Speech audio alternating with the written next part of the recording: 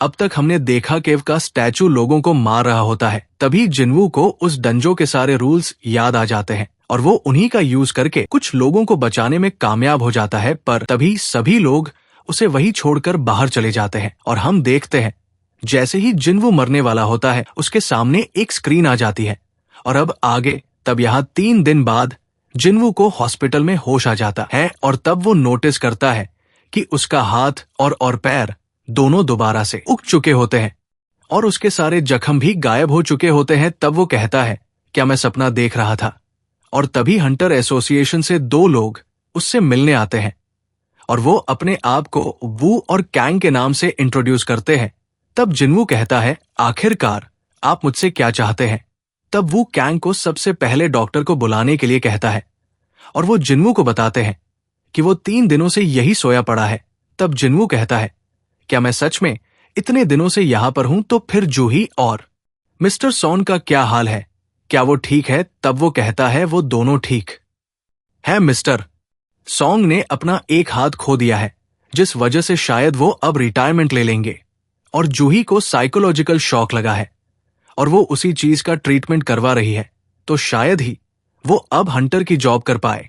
उस जर्म से सिर्फ 6 ही लोग हैं जो कि जिंदा वापस आए हैं। चाहे हंटर्स की जॉब हमेशा से खतरनाक रही है पर इस तरह के हादसे बहुत कम होते हैं। पर पता नहीं कैसे जब हमें सर्वाइवर्स की रिपोर्ट मिली तब हमने एक टीम को व्हाइट टाइगर गिल्ड के साथ अंदर भेजा और उन्हें वहां सिर्फ तुम ही मिले। पर वहां पर ना ही हमें कोई स्टैचू दिखे और ना ही कोई टेम्पल।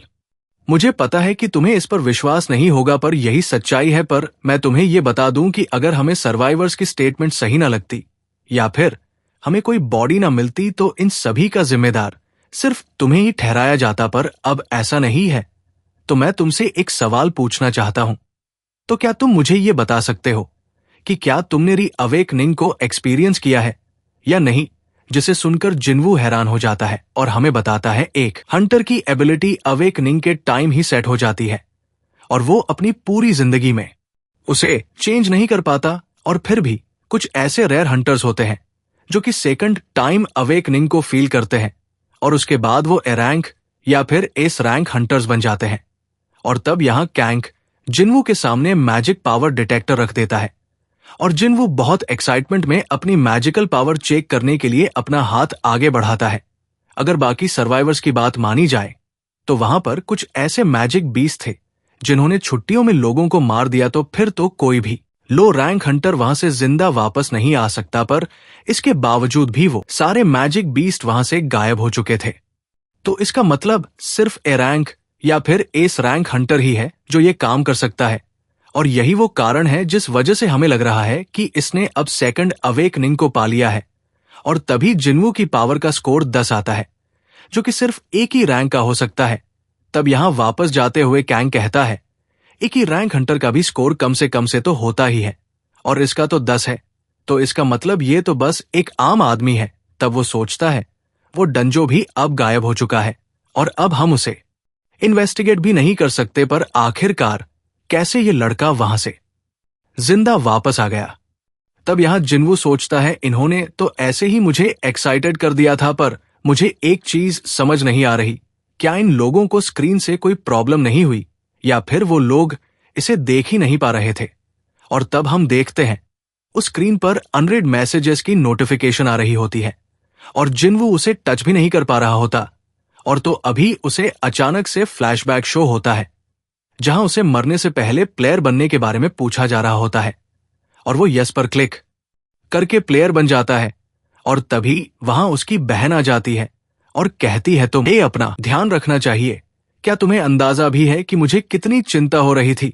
बाकी सभी लोग सही सलामत वापस आ जाते हैं पर आखिरकार हर बार तुम्हें ही क्यों चोटें लगती है?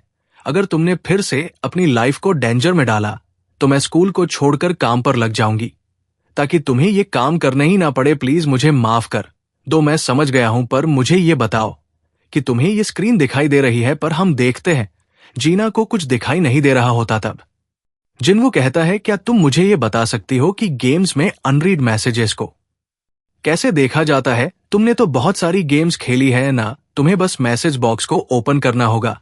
और तब जिन्वू जैसे ही मैसेज बॉक्स को ओपन करने के लिए कहता है तभी हम देखते हैं उस स्क्रीन पर वो नोटिफिकेशन ओपन हो जाती है जहां पर उसकी स्ट्रेंथ ट्रेनिंग के लिए डेली टास्क आया होता है।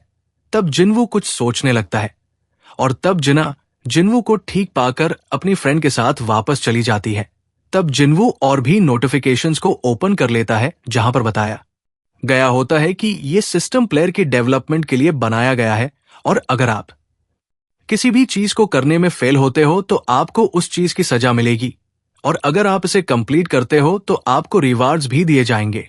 और जिनवू को कुछ समझ नहीं आ रहा होता और तभी वो अपना स्ट्रेंथ ट्रेनिंग टास्क ओपन करता है जहां उसे साइतामा का वर्कआउट प्लान मिलता है ताकि वो उसी की तरह ताकतवर बन सके। और वहां पर नीचे एक वार्निंग लिखी होती है कि अगर आपने दिए हुए टाइम में इसे कंप्लीट नहीं किया तो आपको सजा मिलेगी। पर जिनवू उन सभी चीजों को इग्नोर कर देता है।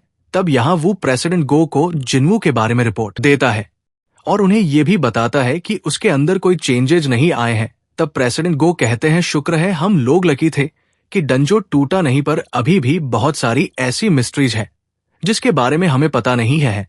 तो इसलिए मैं इस केस को एक स्पेशल केस के तौर पर लिस्ट कर रहा हूं। तुम जाओ और इसे डाटाबेस में जाकर फाइल कर दो और हम इसके बारे में बाद में बात करेंगे। तब यह हंटर्स ऑर्गेनाइजेशन का हेड चोई कहता है हंटर चा मैं चाहता हूं कि आप नेक्स्ट बी रैंक मिशन की हेड बने।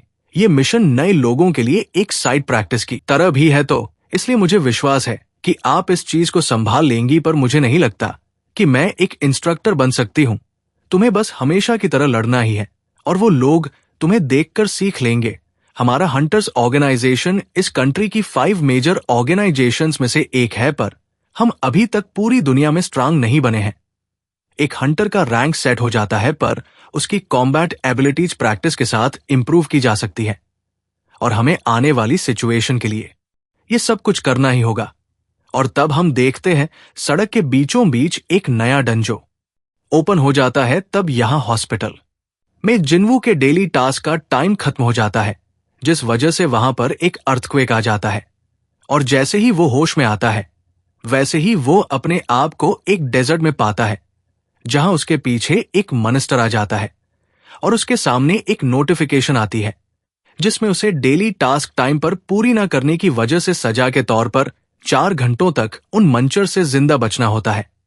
और यहां हॉस्पिटल में नर्सेस लैब से उस पर हमला कर देता है और तभी उसका पेनल्टी टास्क पूरा हो जाता है और वो वापस हॉस्पिटल पहुंच जाता है और हम देखते हैं उसे पेनल्टी टास्क पूरा करने पर एक रिवॉर्ड मिलता है, पर वो उससे पहले ही बेहोश हो जाता है। और तब यहां कुछ दिनों बाद जिनवू अपनी बहन को अपने ठीक होने की खबर देता है और उसे बताता है कि वह बहुत जल्द वापस आने वाला है। और तब हम यहां देखते हैं जूही को एक डी रैंक निंजर में जाने के लिए फोन आया होता है, पर हम देखते हैं जूही वहां जाने से मना कर देती है। और तब वो पर्सन जूही को जिनवू के होश में आ जाने की बात बताता है जिसे सुनकर वो बहुत खुश हो जाती है और उससे मिलने चली जाती है। तब यहां हॉस्पिटल में नर्स कैरी होती है कि देखो उसने फिर से भागना शुरू कर दिया है। जब से वो उठा है वो तब से हर रोज ऐसे ही भागता रहता है। हंटर्स बाकी लोगों से ज्यादा जल्दी रिकवर कर जाते हैं, पर फिर भी मैंने इसे आराम करने के लिए कहा था, पर इसने मना कर दिया और कहने लगा कि मुझे अपनी ताकत को इंक्रीज करना है तो मुझे ये करना ही होगा। तो यहां जिनवू अपना डेली टास्क पूरा कर चुका होता है और हमें बताता है कि मुझे होश में आए आज 4था दिन हो चुका है और अब मुझे कुछ कुछ चीजें समझ आने लगी है, जिसमें से पहली है कि जो ये मेरे सामने चीज है वो कोई मेरी इमेजिनेशन नहीं है। और दूसरा है कि अगर मैं डेली टास्क को पूरा करता हूं तो मुझे 3 रिवार्ड्स मिलते हैं, जिसमें से पहला है फुल रिकवरी जिससे मैं पूरी तरह से ठीक हो जाता हूं और दूसरा है एबिलिटी पॉइंट्स और मैं इन पॉइंट्स को उन एबिलिटीज में डाल सकता हूं जिसे मैं इंप्रूव करना चाहता हूं। मेरी एबिलिटी में सबसे ज्यादा इंपॉर्टेंट मेरी स्ट्रेंथ है और जब भी मेरा कोई एबिलिटी पॉइंट इंक्रीज करता है तब मेरी पावर भी बढ़ जाती है और मैं उसे महसूस भी कर पाता हूं। यहां पर और भी स्किल्स और इन्वेंटरी है जो कि बिल्कुल गेम की तरह है। और तब वो ये सोच सोच कर हंसने लगता है और हम देखते हैं सभी लोग उसे ही घूर रहे होते हैं। तब यहां उसे सारे के सारे डेली टास्क को पूरा करके एक बॉक्स मिलता है जिसमें से उसे एक की मिलती है। तभी उसके सामने एक नोटिफिकेशन आ जाती है जहां पर उसे एक डंजो के बारे में बताया जाता है। तब जिन्वू कहता है, आखिर का ये क्या है? क्या ये भी मेरी स्ट्रेंथ ट्रेनिंग का हिस्सा है? और तब उसे इंजर का नाम सुनते ही वो टेम्पल याद आ जाता है। तब यहां हम देखते हैं न्यूज में अलग अलग गेट्स के ओपन होने के बारे में बताया जा रहा होता है और साथ ही साथ उनके रैंक के बारे में बताया जाता है। तब हम यहां देखते हैं जिन्वू अपनी मां से मिलने गया होता है और तभी हमें 4 साल पहले का फ्लैशबैक दिखाया जाता है, जहां जिन्वू की मॉम एकदम से ही बेहोश हो जाती है और वो उन्हें लेकर हॉस्पिटल चला जाता है। तब डॉक्टर उसे बताते हैं कि तुम्हारी मां इटर्नल स्लंबर में चली गई है, जिसे हम फाइनल स्लिप भी कहते हैं। ये एक ऐसी कंडीशन है जो कि गेट के अपीयर होने के बाद शुरू हुई है और ये 1000 लोगों में से किसी एक को ही होती है। इसके बारे में अफवाह ये है कि तभी होती है जब आप मैजिक में ज्यादा देर तक रह लेते हो, पर फिर भी अभी की मेडिकल टेक्नोलॉजी के हिसाब से हम तुम्हारी मां को सिर्फ जिंदा रख सकते हैं। और तब हम देखते हैं जिन्वू अपनी मां के इलाज के लिए मेहनत कर रहा होता है। तभी उसे एहसास होता है कि उसके अंदर पावर्स आ चुकी है और वो एक हंटर बन जाता है। और तब वो घर आकर अपनी बहन को इसके बारे में बताता है और कहता है, अब इससे मुझे पैसे मिलेंगे जिससे मैं मां का इलाज करवा पाऊंगा। पर हम देखते हैं जिन्वू जैसे ही अपने मिशन पर जाता है वो वहां पर कुछ भी नहीं कर पाता, जिस वजह से वो लोग उसके साथ कोई भी मैजिकल आइटम को शेयर करने से मना कर देते हैं। तब हम यहाँ देखते हैं जिन्वू उस नोटिफिकेशन में आए उस डंजो को देखने चला जाता है, जहां पर वो पूरी तैयारी के साथ गया होता है और सोचता है, मैं पूरी तरह से तैयार हूं और मुझे अपनी बच निकलने की एबिलिटी पर पूरा विश्वास है। तो इसलिए अगर मैं पिछली बार की तरह किसी मुसीबत में फंसा तो मैं अपनी पूरी ताकत के साथ वहां से भाग आऊंगा। और तब हम देखते हैं वो उस की को बाहर निकाल लेता है और अचानक से उसके सामने एक गेट आ जाता है जिसे वो उस चाबी से खोल देता है और उसके अंदर चला जाता है। और तब उसे फिर से एक नोटिफिकेशन आती है जिससे उसके बाहर जाने का रास्ता बंद हो जाता है। पर तभी वो नोटिस करता है एक लड़की उसके पास आकर उस जगह से बाहर निकल जाती है। तब जिन्वू सोचता है, अब मुझे समझ में आया, ये एक अलग डायमेंशन है। इंस्टेंस डंजो बाकी डंजो से अलग है और मैं कभी भी ऐसे डंजो में नहीं आया हूं, पर मेरे हिसाब से ये रेड गेट की तरह सिमिलर है। और कहता है, आखिरकार अब मैं क्या करूंगा? मैंने तो सोचा था कि अगर यहां पर कुछ भी हुआ तो मैं यहां से भाग जाऊंगा, पर अब तो वापस जाने का रास्ता ही बंद हो चुका है। पर तभी उसके सामने एक नोटिफिकेशन आती है जिस पर लिखा होता है कि आप इस डंजो से तभी बाहर निकल सकते हैं जब आप इस डंजो के बॉस को हरा देंगे, या फिर आप टेलिप स्टोन का यूज कर सकते हैं। तब जिन्वू कहता है, मैं तो कोई ई रैंक मंस्टर को भी नहीं हरा सकता हूं, तो आखिरकार कैसे मैं इस डंजो को क्लियर करूंगा? ये तो मेरे लिए सच में बहुत मुश्किल है। क्या मैं सच में बिना किसी की मदद लिए बॉस को हरा पाऊंगा? पर अब मेरे पास कोई चॉइस नहीं है। और तब वो डंजो के अंदर बढ़ने लगता है और तब हम देखते हैं उसके साथ लड़ने के लिए 3 गॉब्लिन आ जाते हैं और वो उस पर हमला कर देते हैं। और तब हम देखते हैं जिन्वू अपने आप को उनसे बचाने की कोशिश कर रहा होता है, पर वो उन पर हमला नहीं कर पा रहा होता। पर तभी एक गॉब्लिन उसे नीचे फेंक देता है और उस पर हमला कर देता है। और तभी जिन्वू पूरे जोश के साथ उसकी तरफ बढ़ने लगता है और उस गोब्लिन को मार देता है। और तब बाकी 2 गोब्लिन भी उस पर हमला करना स्टार्ट कर देते हैं, पर हम देखते हैं जिन्वू उन दोनों को मारने में भी कामयाब हो जाता है और सोचता है, क्या सच में मैं ताकतवर बन चुका हूं? और तभी हम देखते हैं वहां पर एक वुल्फ आ जाता है जो कि उस पर हमला करके उसके चाकू को तोड़ देता है। तब जिन्वू सोचता है, ये तो एक वल्फ है और ये उन गॉब्लिन से काफी ज्यादा स्ट्रांग है, पर आखिरकार मेरी टांगे काम क्यों रही है और मैं हिल क्यों नहीं पा रहा हूं? क्या ये इस वजह से है क्योंकि मैं डर रहा हूं और मेरे दिल से अभी तक उस जर का डर गया नहीं है?